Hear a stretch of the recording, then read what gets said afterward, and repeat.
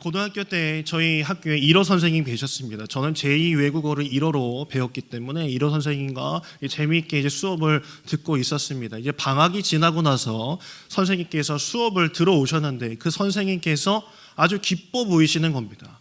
그래서 선생님 뭐가 그렇게 즐거운 일이 방학 중에 있으셨어요? 라고 여쭈자 그 선생님께서 나 일본 갔다 왔어. 이렇게 얘기하시는 거예요.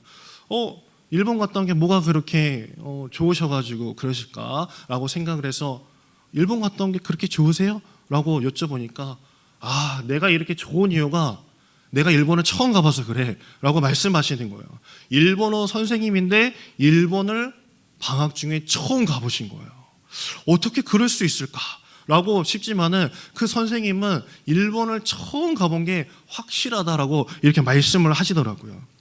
저도 목사를 준비하면서 신학교, 신학대학원을 다니면서 나도 목사를 한다고 하며 또한 말씀을 전한다고 하면서 예루살렘 한번 가보지 못하고 어떻게 말씀을 전할까라는 생각을 이러 선생님을 통해서 얻었습니다.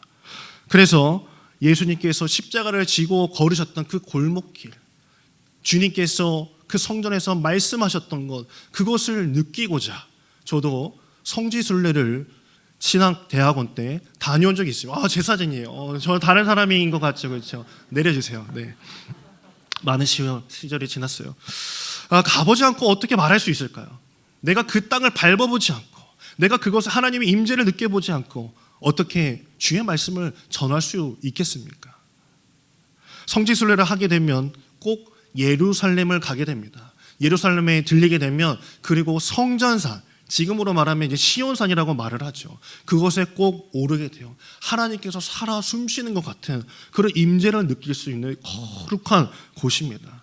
그런데 막상 성전산에 오르면 우리는 생각하기에 예루살렘에 올라가면 솔로몬의 성전 그렇게 멋있는 게 있겠지라고 생각하지만요, 그렇지 않습니다. 여기 뒤에 보시면은 그 황금돔이라고 있죠. 이슬람 사원이 그 자리에 있습니다. 기원은 600년에 이슬람이 이 성전산을 탈환하는 그런 역사가 있기 때문에 이곳이 지금은 유대인들 땅이 아니라 이슬람 땅이 되어서 이 사원이 있어요. 그래서 같이 성지순례를 간 그 팀원들이 막 울기도 해요. 너무 슬프다고. 얼마나 안타깝습니까? 이 예루살렘 성전에서 한 100m만 내려오게 되면요, 다윗이 머물렀던 다윗성이 있습니다. 이 다윗성은 많은 전쟁이 있었고 그리고 수많은 왕들이 이곳을 거쳐가면서 하나님께서 주신 역사도 있고 은혜도 누렸던 아주 귀한 곳입니다. 여기 지도에서 보다시피 성전에서 조금만 내려면 다윗성이 실제로 지금도 존재하고 있습니다. 처음부터 이 예루살렘이 이스라엘 수도는 아니었습니다. 우리가 생각하기는 처음부터 예루살렘이 이 이스라엘 땅의 수도가 아니었을까라고 생각하지만 그렇지 않고 헤브론이라는 땅이었습니다. 지도에 보시면 예루살렘 아래쪽에 헤브론이라고 있죠. 이 다윗이 왕권을 처음 잡고 나서 수도로 삼은 것이 헤브론이었습니다. 이상하게도 왜 헤브론이었을까요? 그 자신의 조상들이 늘 예루살렘 성에서 뭔가 일이 있었는데도 불구하고 이 다윗은 헤브론의 수도를 잡았습니다. 사무엘하 5장 5절을 보게 되면 이렇게 말씀하고 있습니다. 헤브론에서 7년 6개월 동안 유다를 다스렸고 7년을 그곳에 있었다라고 이야기합니다. 다윗이 통일 이스라엘 왕국의 왕이 된 후 가장 먼저 도전한 일이 바로 이스라엘 역사 가운데 처음으로 예루살렘 성을 탈환하는 일이었습니다. 수도로 옮기는 게 뭐 그렇게 어려운 일일까 싶을 수 있어요. 대단한 왕 다윗 아닙니까? 쉽게 옮길 것 같지만 그렇지만은 않았습니다. 대단히 어려운 일이었습니다. 다윗이 예루살렘을 정복하기까지 그 성은 이스라엘 백성들에게 수치스러운 역사의 자리였기 때문입니다. 왜냐하면 출애굽을 하고 나서 가나안 땅에 들어온 이후부터 여호수아 시대부터 다윗이 왕으로 세워지기 그 전까지 400년이라는 시간 동안 그 예루살렘이라는 그 성은 이스라엘 백성들이 차지했던 곳이 아니라 그 아래에 있던 가나안 땅 아래에 있던 여부스족이 차지하고 있었기 때문입니다. 우리가 알고 있다시피 하나님께서는 가나안 땅에 들어올 때부터 이미 모세를 통해 이 가나안 땅이 차지할 땅이라고 말씀하시면서 신명기 7장 2절에 보면 뭐라고 말씀하셨냐? 내 하나님 여호와께서 그들을 내게 섬겨 내게 치게 하시리니 그때에 너는 그들을 진멸할 거리라 라고 말씀하십니다. 이스라엘 백성들은 가나안 땅에 있는 사람들을 진멸하라, 다 없애버려라 라고 말씀을 하신 것입니다. 이스라엘에는요 이 여러 가지 정복설이 있습니다. 가나안 땅 정복설. 그런데 문자 그대로 싹 밀어버리고 막 숨 있는 것 다 끊어버리라, 그런 말씀까지는 하지 않으셨을 것입니다. 이것은 강력한 명령이지만요 어디까지나 가나안에 거짓되고 억압되고 사람을 사람처럼 대하지 않고 비인간적인 바알주의, 썩어가는 그 가나안 땅의 문화를 몰아내라라는 하나님의 명령이었던 것입니다. 그러나 문제는 이스라엘이 의외로 하나님의 기대에 부응하지 못했다라는 것이에요. 가나안 족속을 모조리 몰아내라는 하나님의 명령을 이스라엘은 지키지 못했습니다. 성경을 들여다보면요 이스라엘 백성들이 힘으로 몰아내지 못했던 것이 아니라 결코 몰아내지 못했던 것이 아니라 하지 않았던 것입니다. 거짓된 신들 앞에서 음행을 저지르며 악행을 저지르는 그들을 죽일 수 있었지만 없애지 않았던 것이죠. 영적인 썩은 물을 흘려보내는 여부스 족속과 이스라엘은 무려 400년 동안이나 같은 공간에 머물고 공전에 있었다는 것이에요. 한마디로 힘이 없어서가 아니라 죄를 끊어내지 못했던 사실이었습니다. 본인들이 말하기에는 일단 지리적인 요인도 한몫했어요. 이 예루살렘은 실제로 가보게 되면 난공불락의 석입니다. 이 절벽에 가까이 있어서 어디 루트가 딱 하나가 있으면 거기만 막으면 다 막을 수 있는 성이었기 때문에 그동안 역사에서 그 여부스 쪽을 함락시킨 적이 없었던 것이죠. 그래서 사무엘하 5장 6절을 보게 되면 이렇게 말하고 있습니다. 왕과 그의 부하들이 예루살렘으로 가서 그 땅 주민 여부스 사람을 치려하며 그 사람들이 다윗에게 이르되 내가 결코 이리로 들어오지 못하리라. 맹인과 다리 저는 자라도 너를 물리치라 하니 그들 생각에는 다윗이 이리로 들어오지 못하리라 함이라 라고 나오죠. 여부스 쪽 가운데 다리 저는 자들이 나가도 다윗쯤이야, 이스라엘 백성들쯤이야 우리가 손쉽게 이길 수 있습니다라고 이야기를 하고 있었던 것입니다. 시간이 흐르면서 여부스 족속이 있는 예루살렘에 가보지 않고도, 올라가보지도 않고도, 싸워보지도 않고서 우리는 안 된다, 못 된다. 봐라, 성경에도 이렇게 적혀있지 않느냐. 맹인과 다리 저는 사람이 나오더라도 우리가 이길 수가 없는 것이 바로 예루살렘 성이야라고 그들은 그렇게 믿고 살고 있었다는 것이죠. 그렇게 400년이라는 시간이 흘러가고 있었습니다. 하나님의 백성은 그 단 한마디에 초라해지고 말았어요. 400년 동안 사람의 시각으로만 보고 있었던 결과였습니다. 하나님의 이름으로 싸우지 못했던 자들로 기억되고 있던 것입니다. 제가 다니던 중학교 옆에 장로교가 크게 하나 있었고 그 장로교 교회 옆에 큰 이단 교회가 또 하나 있었어요. 이단이 하나 있었습니다. 장로교도 참 사람이 많았고 그 옆에 이단도 사람이 참 많았어요. 저는 생각했습니다. 우리 아버지 교회는 이렇게 사람이 막 차고 넘치지는 않는데 이단은 뭐 어떻게 사람들을 구워 삼기를 저렇게 사람이 많이 들어갔다 나왔다 할까라는 생각이 너무 궁금했어요. 그래서 학교가 끝나고 나서 거기는 토요일에 예배드리는 데요. 거기 여러분 혹시 토요일에 예배드리자라고 이렇게 꼬시는 사람이 있으면 절대 가시면 안 됩니다. 거긴 제7일 안식교거든요. 거기 따라가시면 큰일 납니다.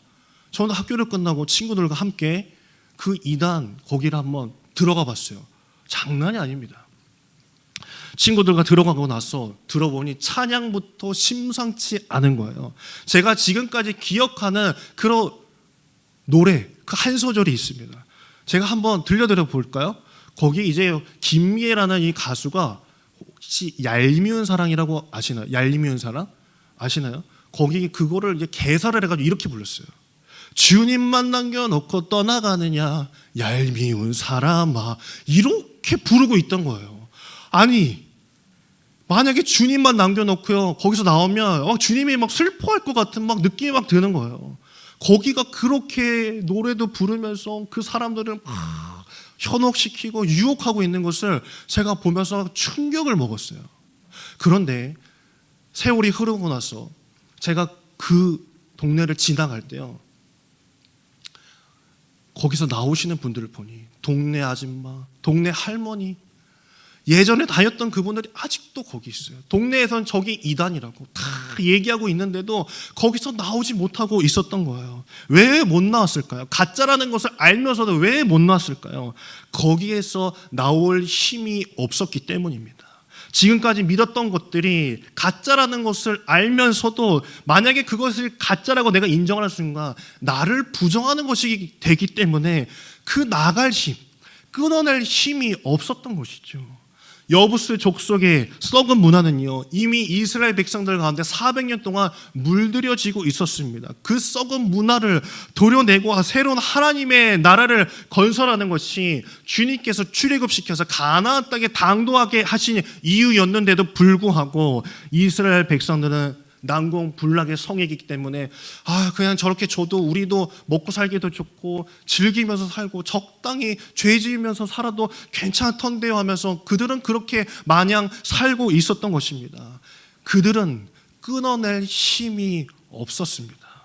저절로 타락한 것이 아니라 타락한 그 근원을 없애버리지 않았습니다. 모세가 이 점을 가장 걱정했던 바였습니다. 이 가나안 땅에 처음 이스라엘 백성들이 들어갈 때 이 모세가 신명기에 보면 이렇게 이야기합니다. 좌로나 우로나 치우치지 말라. 신명기에 보면요, 그것이 열 몇 번이나 그렇게 똑같은 말씀이 반복되어져서 나옵니다. 혹여나 이들이 출애굽 2세로 광야 땅에서 태어난 이들이 사막에서만 살다가 도시 국가에 들어와서 이 모습들, 휘황찬란한 이 모습들, 여자, 돈, 모든 것을 바라보고 혹여나 주님을 멀리하지는 않을까. 이리도 저리도 치우치지 말고 오직 하나님만 바라보고 가라라고 말씀하신 이유도 여기에 있었던 것이에요. 그래서 처음 가나안 땅에 들어가서 어느 성을 함락시키죠? 여리고성을 치게 됩니다.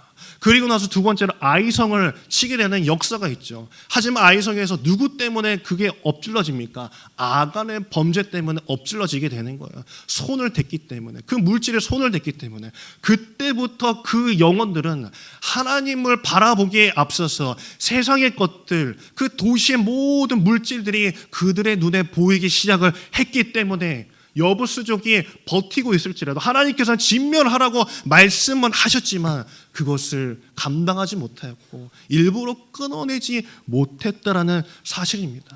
와, 우리는 할 수 없어. 400년 동안이나 저 여부수족 친 자가 아무도 없어. 이젠 우리 그냥 내버려 두자. 그냥 여기서 멈추면 안 될까? 라고 그들은 여기고 있었던 것입니다. 우리가 먹는 이 콩나물이 있습니다. 이 콩나물 공장에 가면요, 창을 아주 작게 만들고 모든 벽에다 커튼을 친다라고 합니다. 왜냐하면 어둡게 만들기 위해서입니다. 혹시 여러분 콩나물이 어떤 색깔이죠? 노란색입니다. 그렇죠? 노란색이에요. 그런데 햇빛을 보고 자란 콩나물은 어떤 색일까요? 초록색입니다. 초록색. 이렇게 초록색입니다. 그런데 여러분 초록색 콩나물 드셔보셨습니까? 거의 못 드셔보셨을 겁니다. 그 공장 주인에게 기자가 물었어요. 녹색 콩나물은 왜 재배하지 않느냐라고 물으니까 녹색 콩나물이 훨씬 영양가도 많고 엽록소가 들어있기 때문에 여러 가지로 몸에 좋습니다 라고 얘기하는 거예요. 아니 이걸 알면서도 왜 노란 콩나물을 그렇게 파냐라고 물으니 그 사장님이 이렇게 얘기하셨대요. 용기가 없었어요. 노란 콩나물을 팔 땐 잘 팔리지만 녹색 콩나물을 팔면 그 녹색 콩나물이 팔리겠냐라는 거예요. 왠지 인식에 이거 먹으면 좀 이상할 것 같은데 여기 뭐 들어있는 거 아니야? 라는 그런 선입견 때문에 그 녹색 콩나물도 먹지 못한다라는 이야기죠. 이스라엘 백성들은 햇빛을 향해서 창만 열면 되는 것인데, 가보기만 하면 되는 것인데 질의 겁을 먹고 우리는 할 수 없는 사람이야, 400년 동안 우리는 가보지도 못했던 땅이야 라고 하면서 포기하고 선입견 때문에 용기를 내지 못하고 죄에 끌려다니기 일쑤였다라는 것입니다. 이때 하나님의 사람 다윗이 등장하게 됩니다. 자신이 왕권을 잡은 후에 헤브론 땅에서 있다가 아직도 이 땅에 가나안 족속, 죄로 물든 그 영혼들이 있는 그 문화, 여부스 족속을 우리가 이제 쳐내고 진정한 하나님의 나라를 꿈꿔야겠다라는 그런 마음을 가진 다윗이 헤브론에서 예루살렘으로 진격하게 되는 것입니다. 다윗은 그동안 지켜오지 못했던 하나님의 말씀을 이뤄낸 것이에요. 도대체 400년 동안 이뤄내지 못한 걸 다윗은 무슨 수가 있었기 때문에 그 성을 함락시킬 수 있었을까요? 사무엘하 5장 8절 그 뒷부분을 보게 되면 이렇게 말하고 있습니다. 그날에 다윗이 이르기를 누구든지 여부스 사람을 찍어도 물 깃는 대로 올라가서라고 이렇게 이야기하죠. 영국의 엔지니어 중에 이 찰스 웨런이라는 이 사람이 있습니다. 1867년에 이 예루살렘 성 안에 뚫려 있던 비밀 통로를 하나 발견하게 됩니다. 기온샘의 물을 떠먹일 수 있는 수로였던 것이죠. 고대 전쟁 중에서는 식량이 떨어지더라도 물이 없으면 살 수 없는 게 당연한 일입니다. 그렇기 때문에 이 예루살렘 성, 이 여부스 족속은 예루살렘 성 안에서 여기는 다 암석 지반이거든요. 돌을 다 파내고 기드론 골짜기, 이 감난산과 이 예루살렘 시온산 그 사이에 기드론 골짜기 아래에 있는 기온샘까지 땅을 다 파가지고 기온샘의 물을 길러 마시는 통로를 다윗이 발견하게 된 거예요. 오늘 8절에서 읽었다시피 그 길로 가게 되면 올라갈 수 있다라고 이야기합니다. 이 비밀 통로를 다윗은 손쉽게 찾았어요. 그동안 이 통로를 다윗만 알아봤을까요? 아무도 왜 못 알아봤을까요? 그곳에 가보지 않았기 때문입니다. 우리는 할 수 없다라는 인식이 나를 지배하고 있었기 때문입니다. 우리가 흔히 알고 있는 이야기로 서커스단의 이 코끼리가 밧줄 때문에 움직이지 못하고 도망치지 못하는 이야기를 우리는 너무나도 잘 알고 있습니다. 워낙 오랜 시간 동안 밧줄에 묶였기 때문에 다 자란 코끼리도 내가 묶여있는 것에 매였어. 그것이 나에게 작용하기 때문에 습관에 길들여졌어. 이미 그 습관은 코끼리의 운명이 되어졌다라고 스스로 알고 있는 것입니다. 밧줄이 없으니 이제 도망갈 수 있다고 일러줘도 소용이 없는 것이었습니다. 이미 그 노예의 운명을 가지고 살아가고 있는 것이죠.